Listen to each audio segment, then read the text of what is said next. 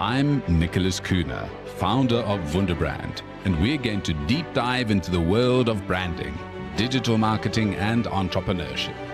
My career includes working with some of the world's top brand and advertising agencies, as well as working at brands like Nando's, MTV, and Comedy Central, where for 20 years I've honed my expertise in building brands in emerging markets. Based here in Oslo, I lecture on digital marketing, helping the next generation of marketers navigate this dynamic world. I'm here to share powerful insights from my own journey and bring you the wisdom of leading voices in branding and marketing from across the globe. Whether you're an entrepreneur looking to scale, a student eager to learn, or a business seeking to elevate your brand, you're in the right place. So it's not very often that I'm starstruck, but today we have got Mitch Carson. Mitch is a celebrated professional speaker and closer who's spoken on stages in 63 countries and produced over 2,000 live events in 19 countries. He's been a home shopping network pitchman who knows how to sell anything and craft a unique message around any product, person, or event. A published author with Wiley Books, which is my favorite publisher, by the way, so you get 10 points. It's not often we get a non-Amazon bestseller person on the show, so I'm super happy to have that. So I just need to say that Mitch Carson sounds like a TV name. So Mitch, welcome. Thank you. Glad to be here. All right. So the theme that we've got today is what you need to know to become an international speaker. And I don't know if there's anyone better to speak about the subject than yourself, because, I mean, we've just heard 63 countries. I'm sure you've added onto that list. Talk to me about the life of being somebody whose face is in front of everybody the whole time and the pressure that you have to make sure these events go without a hitch. Well, I'll answer that two ways. One is an event producer and then as a speaker, because I didn't start in the events business being behind the scenes. I was on stage, thrust to do it, and both feet dunked in, very little preparation. And dealing with stress as a producer is far greater than dealing with stress as a speaker. Speaker, you have a slot for a fixed amount of time.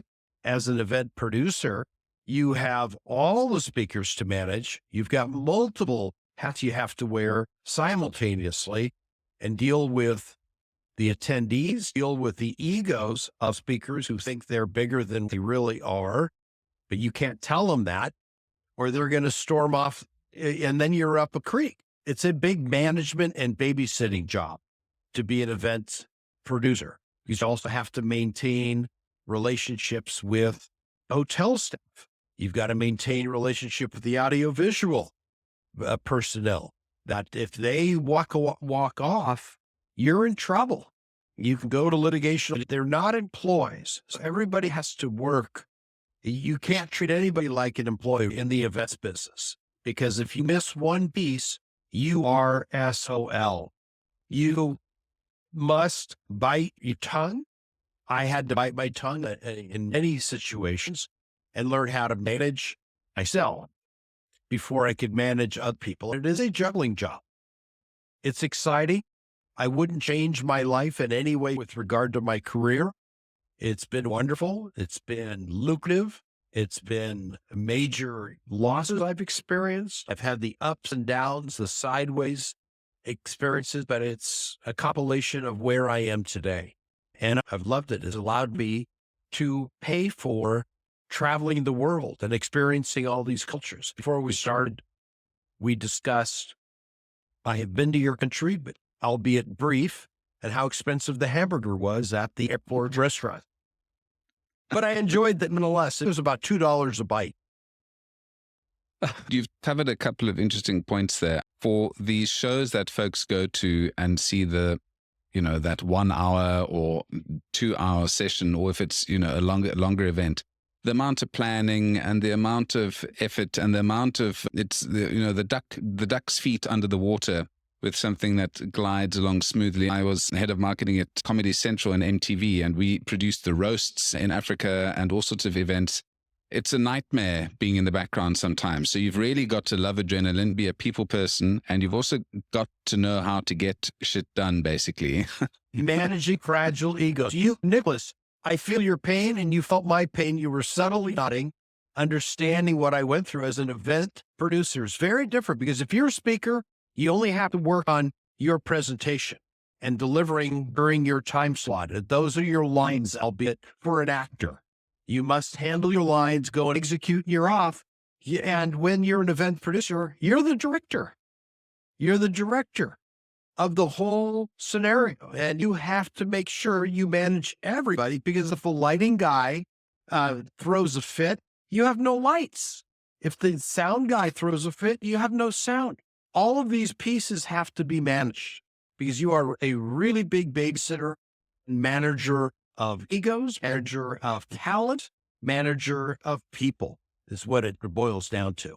So there are two different types of roles that you wear as an events producer or as a speaker.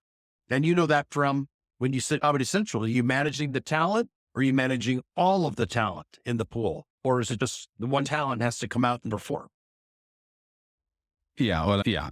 For bigger shows, obviously, you've got multiple folks and nothing works out exactly as you want it to. Sometimes folks arrive on time, sometimes they don't arrive. And Oh boy. yeah, it's not necessarily just about egos. It's just creative people are creative. So they work on a different wavelength to accountants and engineers and people who are used to following schedules. The difficulty of producing events, you might have seen Donald Trump's unfortunate interview where the sound didn't work. Nobody on stage could hear each other. Everyone was fighting with each other. It was just a disaster and it makes everybody look bad. So having professionals behind the scene making an event run smoothly and beautifully is appreciated, I think. Yes, underappreciated. There are a lot of things that go into it. I experience every disaster, and sometimes personnel or the attendees don't know that's a disaster. I'll share one international event. The first time I spoke in Dubai, I was long before the pandemic, and I was on stage. First time speaking, there were about an audience of 600 people in a conference room.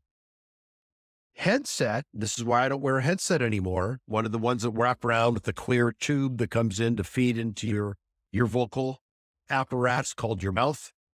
Well, it didn't work. I was sweating so much. The room was so hot, it shorted out because I was perspiring. So I had to take it off because nobody could hear me in the audience. But here's what's interesting. The audio-visual guy was outside smoking. He wasn't in the room when I was speaking. So I walked off the stage, noticed he wasn't there, and I found him outside. I said, "Hey, man, my headset is breaking. I need the handheld." This was approximately 12 years ago. So I grabbed the handheld and I went back and picked up right where I left off. Didn't freak out. I just handled it. And that comes from experience. You learn through your mistakes, not through your successes. How you handle adversity, how you handle life. When you're on a stage, you don't show that you messed up. You don't deny it, but you just keep marching forward. So I'm still, remember, big crowd. I'm one of the big name speakers that was there, expected to close the room. The headset thing, okay, it happens. I haven't worn a headset since, and I won't. I prefer the lavalier mic or handheld. Next, I'm talking. My screen goes black. Nicholas, the screen I'm playing my PowerPoint, and he wasn't managing it. So where was he? I'll give you one guess. He was outside smoking a cigarette. Well, the stress was obviously getting too much for him. He needed a cigarette after that encounter. I had an hour and 15 minutes was my slot. He's outside smoking twice during that time. I had to go and reboot my computer. I don't know what happened, but it was a 5-minute delay. Can you imagine the perspiration? But I couldn't show it. I'm in a suit, and I went out and cracked jokes while he was getting things rebooted. I had never spoken in a Middle Eastern country. It was my first time speaking in a Muslim country, and their level of this is maybe a lesson that I can share with people, taking into account culture. I was new. Already there's going to be a little bit of a difference because I'm not just Western, I'm American in Dubai. So I'm American, And I start making jokes, keeping it clean. And I said, whose name is Muhammad in the crowd?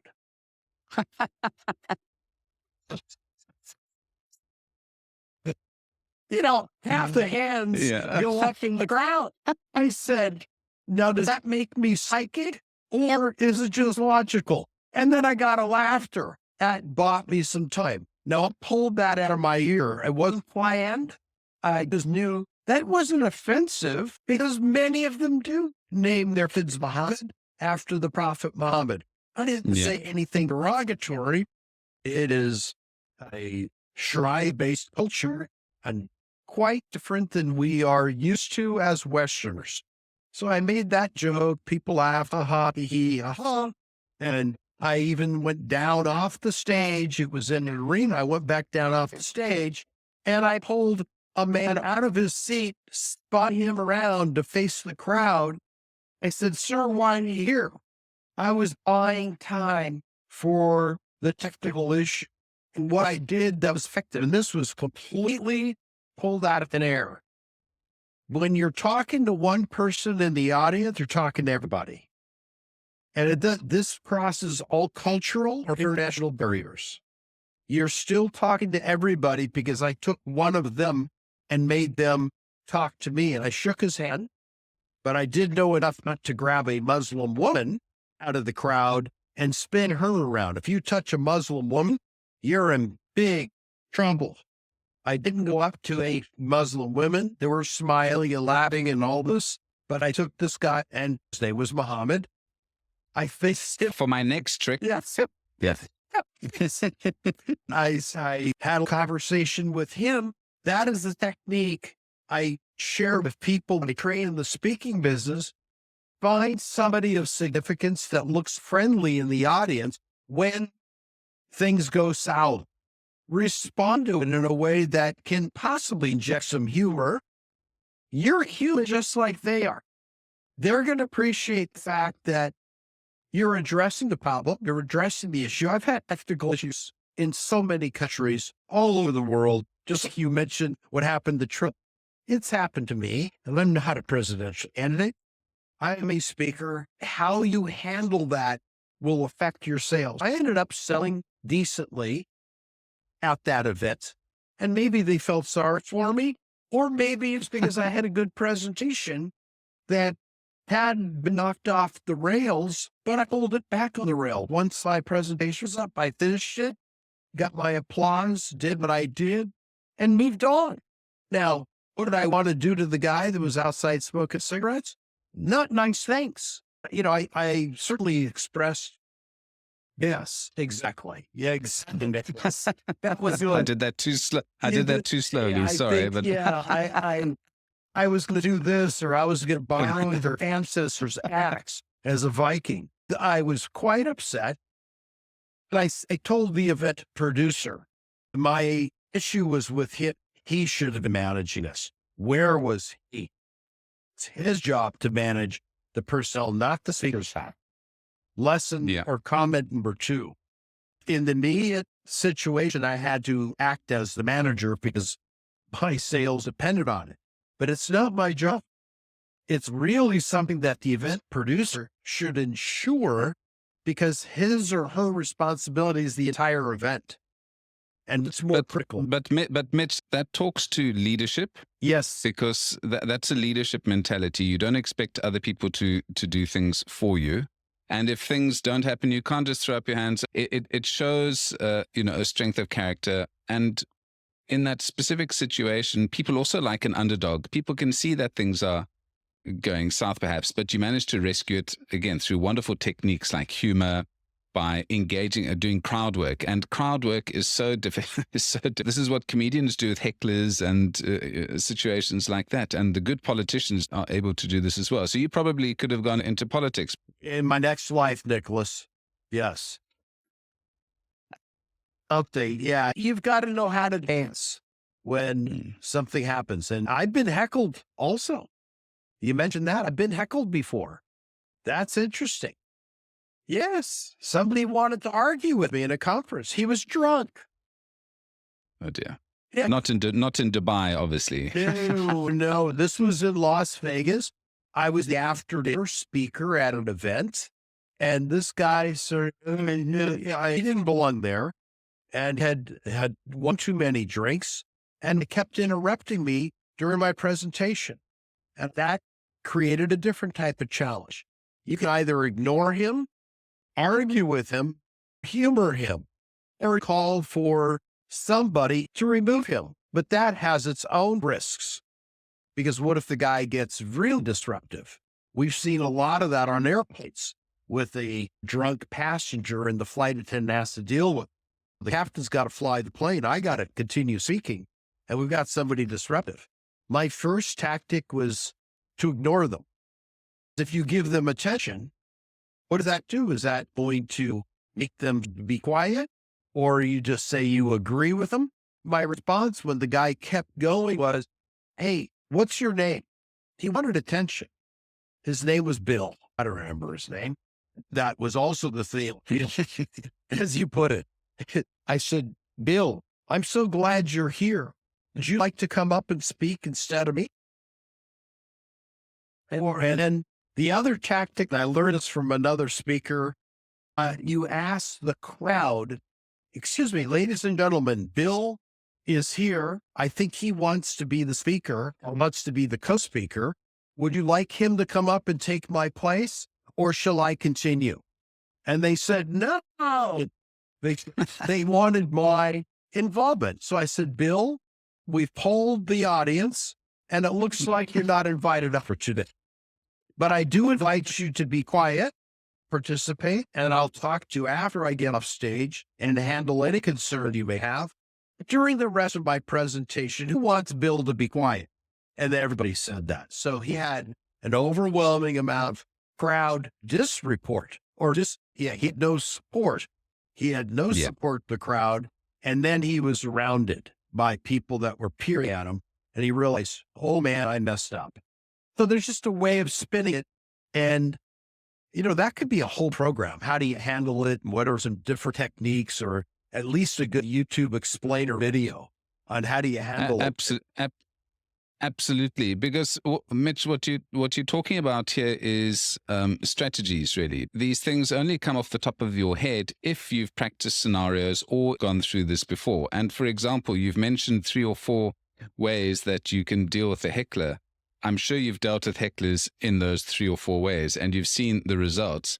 And this is why people listen to podcasts and YouTube videos, to try and shortcut some of these learnings that folks like yourself have had. That's the joy of having somebody like you on here, is that you've just given us 3 fantastic ideas. I haven't had hecklers, thank goodness, but I hope to have one day, because I can then try out one of your techniques. But you're talking about stage management techniques. And when people are looking at being a speaker, it's not just about practicing your routine. There are things that are going to come in the way to disrupt your perfect story, right? Yes. And how do you handle that? If you're brand new, it's a challenge. Can I tell one more story, Nicholas? It's why the event was in Santa Clara, California, which is a suburb of San Francisco, the Bay Area. There were supposed to be 700 people at this event. There were 700 chairs set up. I was one of the money speakers, meaning I fall into the category of selling in order to give a return on the investment for the event producer. He was a young guy, 26 years old. And the big keynote speaker was a man named Les Brown, who's well known in the speaking industry. I don't know if he's known but he's been all over the world.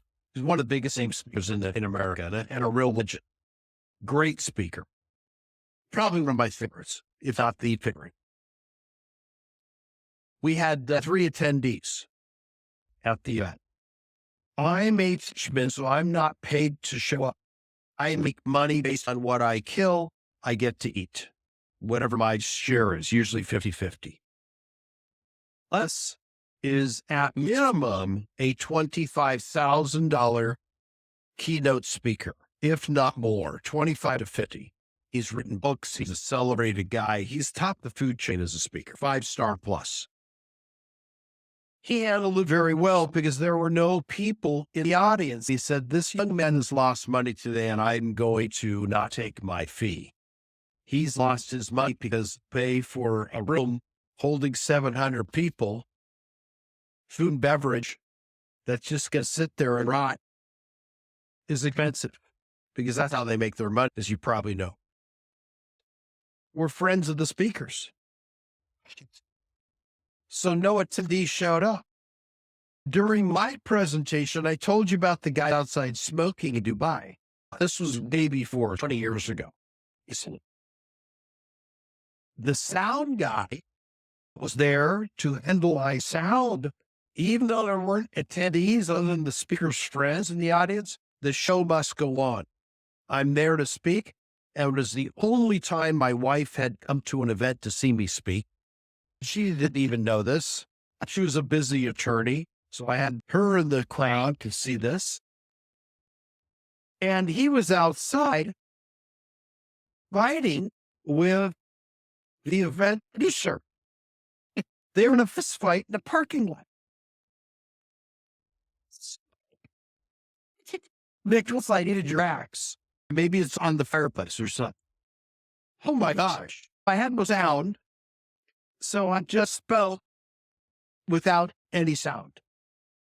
Fortunately, there were very few people in the audience who were friends of the speakers. And there were only 5 speakers at this event because it was so lightly attended. We all just said, okay, it's a practice session. It's a dress rehearsal, something to that effect. But you have to manage these situations and do your own checking. And I think it was Murphy that said, what goes wrong, what can go wrong will go wrong. So we'll blame the Irish. Or maybe we have to praise the Irish for preparing us for this. Yeah. I'm sure you've got hundreds of stories like that. No. So, I do the speaking circuit a little bit. I've had 1 or 2 interesting run-ins, quite similar to yours, except the fighting. This is not a very violent country. We've put down our axes. The sound equipment and the teleprompter not working, I can get behind that. With people wanting to start out being speakers, one of my favorites, and people might roll their eyes, is Tony Robbins, because even though I don't believe in his message necessarily, he does it marvelously, and he catches people's attention, and he really drills into people's souls when he looks at them. If people want to become a international public speaker like you've done with your career and travel to all of these countries, what are some of the things that they can expect? I think maybe let's go into behind the scenes of being an international speaker. How glamorous is it, Mitch? Glamorous. I have enjoyed my journey. I'm in my own country. I'm unknown, except in certain circles. I am quite well known in countries in Asia, in Singapore, in Malaysia, in Japan. I've produced many events in Dubai, but that was several years ago, long before the pandemic. So getting in the media was quite easy because I was foreign. It's a lot easier for a foreign, unknown person to get media coverage than someone local. The same holds true here in the US. If you come from Norway, you'll have an easier time getting into the press because you are exotic. You're different, merely because of being from somewhere else. Is it glamorous? It can be at times. You get appreciated for just being different. I'm far more successful on an undeserving basis overseas than I am in my own country. And I say that straightforward with a smile. I haven't deserved anything more than a person, let's say if I were to speak in Germany, than a man named, the Hans or whomever. Hans grew up in Munich, and he's as good a speaker as I am, as equally knowledgeable, but I'm going to get top billing because I'm not a German. Well, Mitch, a prophet is never appreciated in his own town, I think is how the saying goes. Exactly correct. Exactly correct. So it has been a very good. So I've spent 4 years in Malaysia. I lived there. We moved there, had a fantastic time. And I see that you've also had some run-ins with the royals from Brunei and Malaysia. So tell me, in terms of preparing for audiences, preparing for a royal versus speaking in an arena in Las Vegas. Maybe just talk to me about your preparation. Well, my experience, I'm an American. And in America, every man, woman, and child is supposed to be equal. And that is in our Constitution. Yes, we're supposed to be equal. So the first time I spoke in Bahrain, and there was a member of the royal family, there was also royalty at one of my events, or one of the sheikhs was at one of my events in Dubai. And then I also met royal family member who was a prince in Oman. I also met an encore in Malaysia. The royal family members are Hecklers. Yeah. One of the fellows that went through one of my trainings, I found out later he was a member of the royal family. The royal family is extended in some of the countries. I also met one of the princes in Thailand. I've worked with a lot of different people, and they're just people. Some hold on to that and wave it as a way of trying to stand out. And some are quite humble. Most are quite humble about it, unless they are the top personnel. I'd say preparing for it, I made a couple jokes that were deemed later to be inappropriate because of what I said in front of a royal family member in Oman. My response is, he got in his position by birth. He didn't get to that position because he earned it. One thing I'll say for my country is we earn our positions. It's not by birthright. And I think that holds a lot more weight than if you just happen to be birthed because your dad overthrew some other king and all of a sudden you're royal. I mean, we can go back in history and look at all this at the risk of offending a royal who's listening to this podcast. You put your pants on one leg at a time like I do. I think we need to go back to where the royals or the people in charge, in this case, the senators and the president, should go on horseback and fight. If they win, excellent. If they don't, well, too bad. The next lot comes in. That would winnow out some of the chaff in politics and business around the world. And I often do a contrast. You know, we haven't really lost barons, counts, dukes, etc. We've got the Duke of Facebook. We've got the Baron of X. We've got all of these royals, basically, because that's what they are. They are creating generational wealth. People pay fealty to them in terms of the news, and everyone is very kind to them and proud to them. So we do have that royalty. It's just changed to president, CEO, vice president, founder. So we've just changed the vocabulary. We've still got those royals. You're absolutely correct, Nicholas. Now, Mitch, you are quite multifaceted because you've got the speaking, you've got the event planning, which I don't wish on most people. You're also an author, yes, and you are a consultant to folks who want to get themselves out and seen in the world. Maybe talk to me about what you do from your consulting perspective and how does that process work? So, for example, me, just to give you a little bit of a backstory, I'm actually South African. I've lived around the world and I live in Norway. I want to be a specialist on emerging market brand strategy. That's what my focus has been for the last 20 years.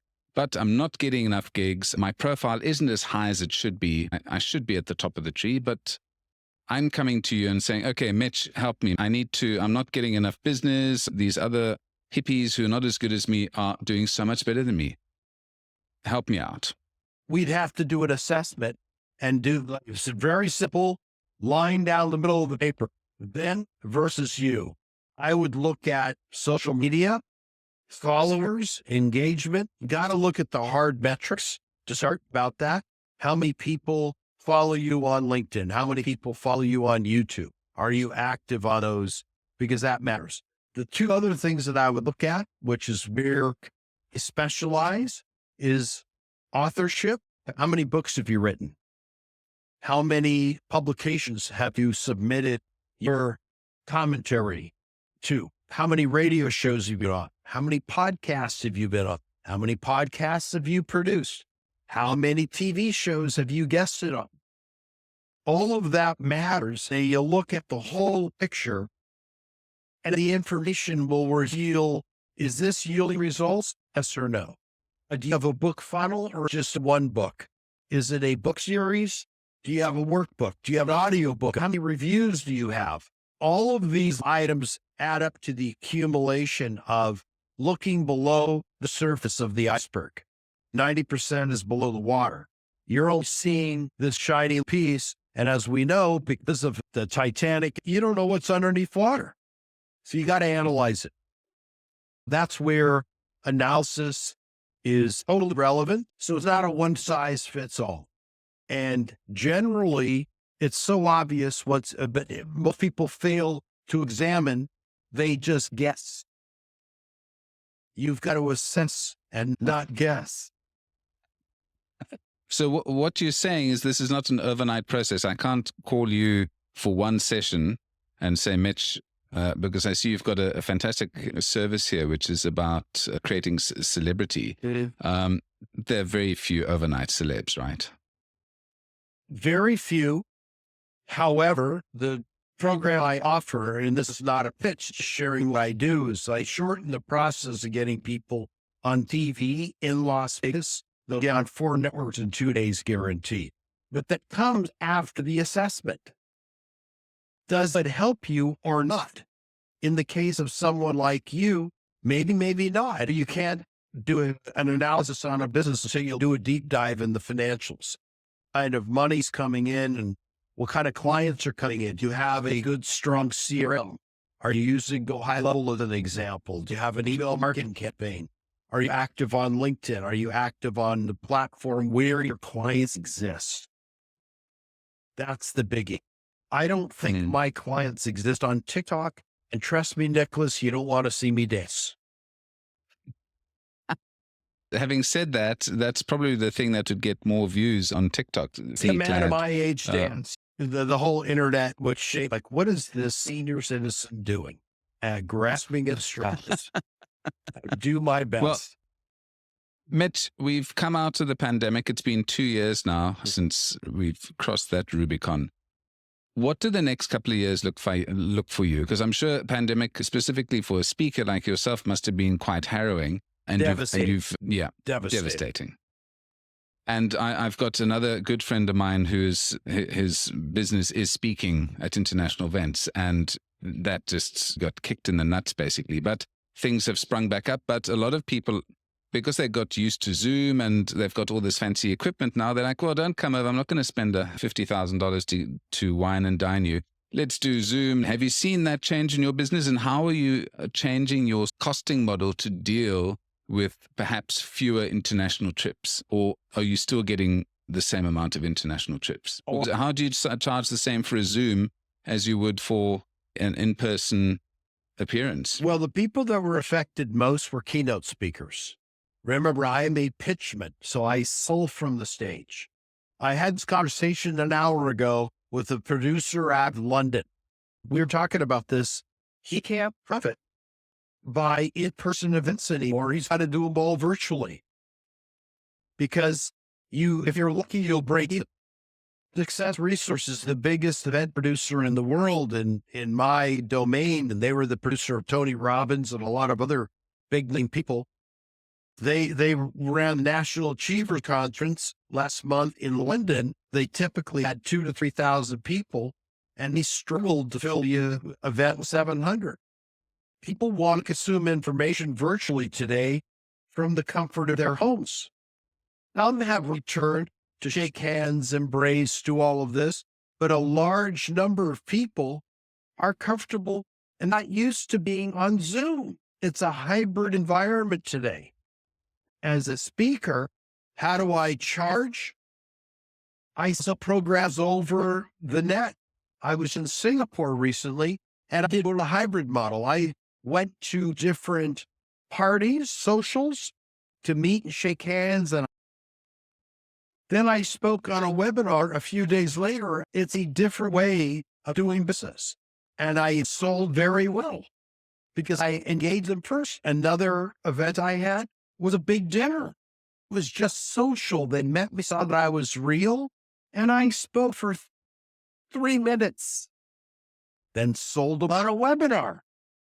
So I used both to fulfill my objective, and then I deliver over the net. It's not a live workshop. I tried a live workshop on KL during last summer. You lived in KL, you said, or you lived in Malaysia. So Yeah, it was in KL, yeah. I was in KL. An event that before the pandemic would have cost me about $50 US to put a butt in the seat, maybe $100 for a preview, then to sell them into an event which would have been about 3088 rand. So that's about $1,000 roughly. Yeah. And I couldn't fill the room because I got a call from a Malaysian buddy of mine that said, Mitch, and I put it up on Eventbrite. I was running Facebook ads. Everybody said it was expensive. The event that I was selling was cheap. I was selling it for 999 ringgit. And the same I would have sold in America for $5,000. Yeah. And I think the world's changed and you have to change with it. So what I referred to as the model of what I did in Singapore was a revised model, Nicholas. Some burnt face-to-face, but they still want to consume. And I'll come back in October and do a big event in person. I'll have already created the connection and events. I think the real answer and the takeaway for this is you got to create a deep connection. You got to work harder to get the same result. Yeah. Yeah, there are more touch points that people are expecting now. The good thing with technology and all of these platforms is that people, with your customer journey, you've got multiple ways that you can touch folks. So it makes it more difficult. You need to be where people are, but hopefully your results will show from that additional work.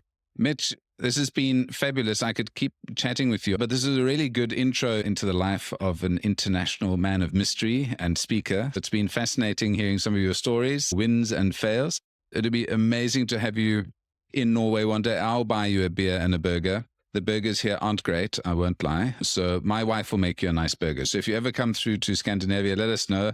Okay. I'll take you up on that. I'll definitely go for a burger. Yeah. Nicholas, thank you for having me.